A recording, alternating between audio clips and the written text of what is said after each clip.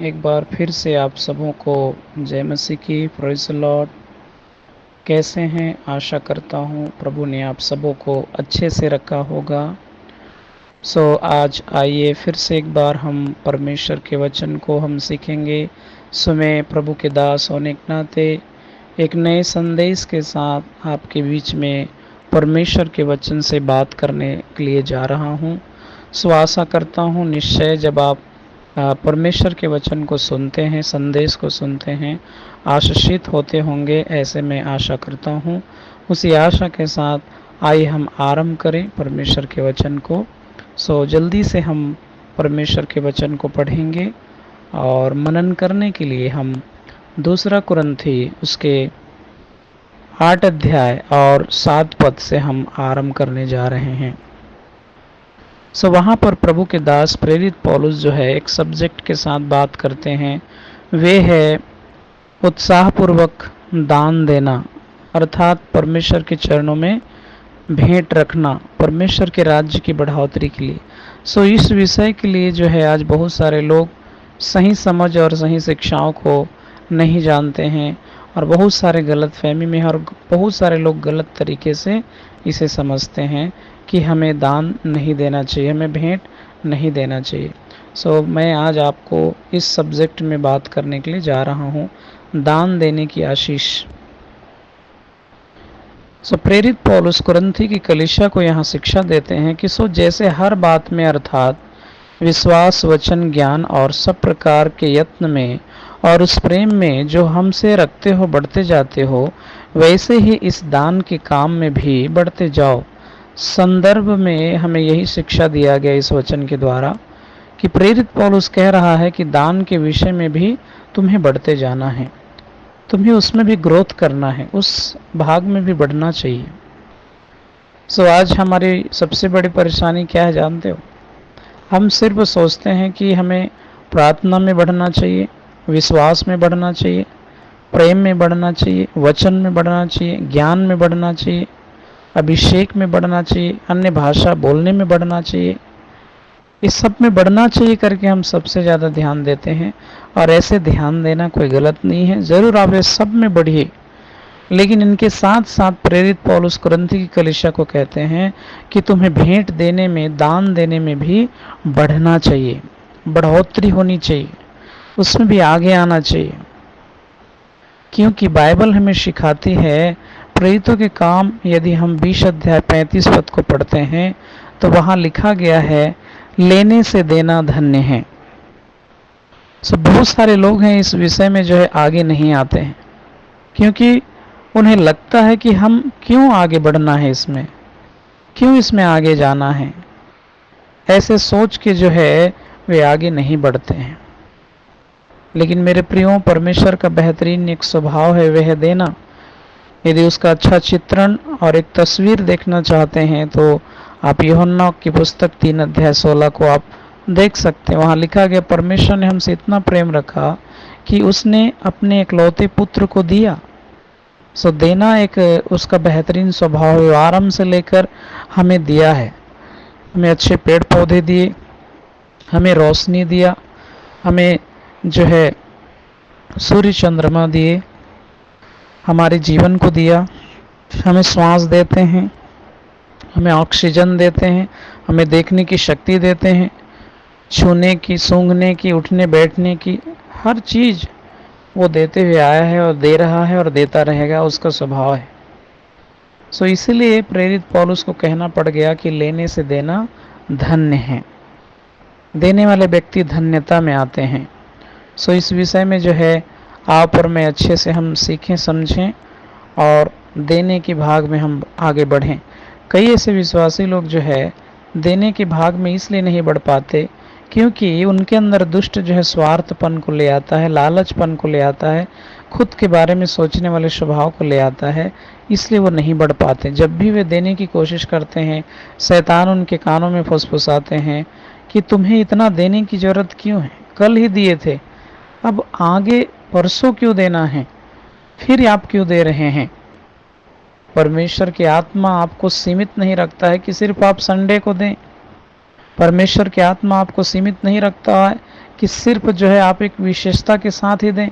वे कभी भी आपको देने के लिए अगुवाई कर सकते हैं, कभी भी आपकी मुट्ठी खोलने के लिए कह सकते हैं, कभी भी आपको योगदान करने के लिए कह सकते हैं, कभी भी आप उदार हृदय के साथ आगे बढ़ने की वे प्रेरिताई दे सकते हैं।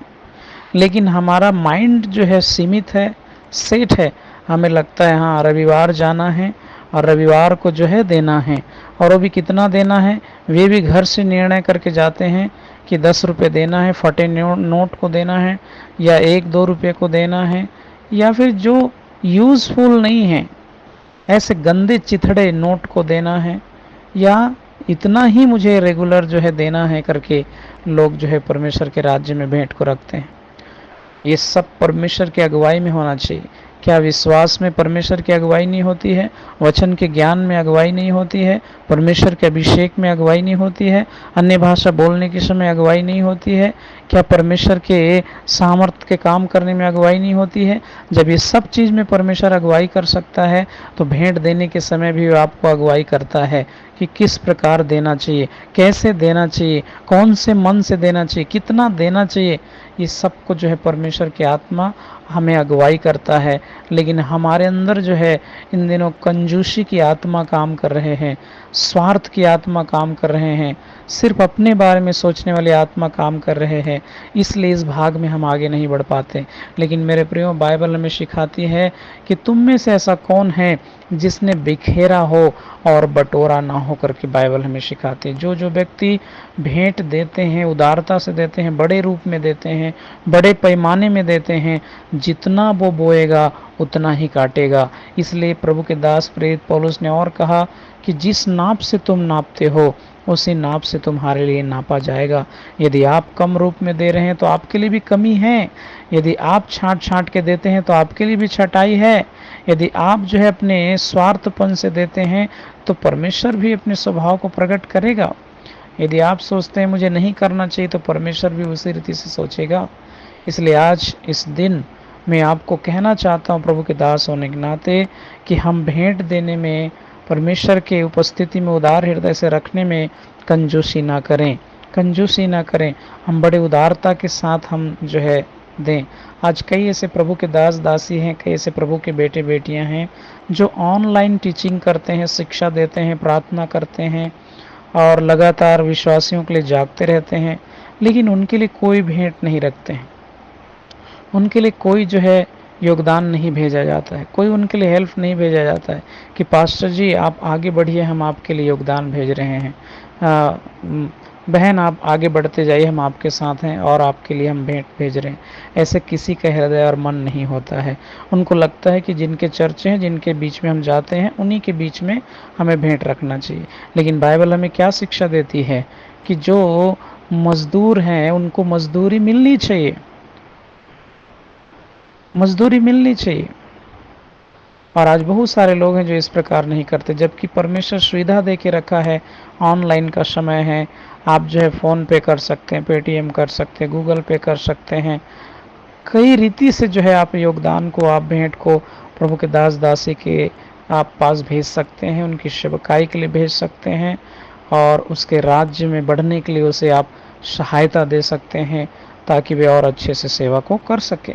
लेकिन इस क्षेत्र में आज लोग जो है नहीं कर पाते। लेकिन आज मैं प्रभु के दास होने के नाते इस वचन से आपको एक निर्देश दे रहा हूँ कि सिर्फ प्रार्थना, दुआ में, विश्वास, आराधना, भक्ति में, वचन में, ज्ञान में ही नहीं, वरन दान देने में, भेंट रखने में, परमेश्वर के राज्य में योगदान करने में भी हमें बढ़ना चाहिए, बढ़ोतरी होना चाहिए, उसमें आगे आना चाहिए। सीमित मत रखो कि पास्टर आएंगे तो सिर्फ 10 रुपये देना है, 100 रुपये ही देना है।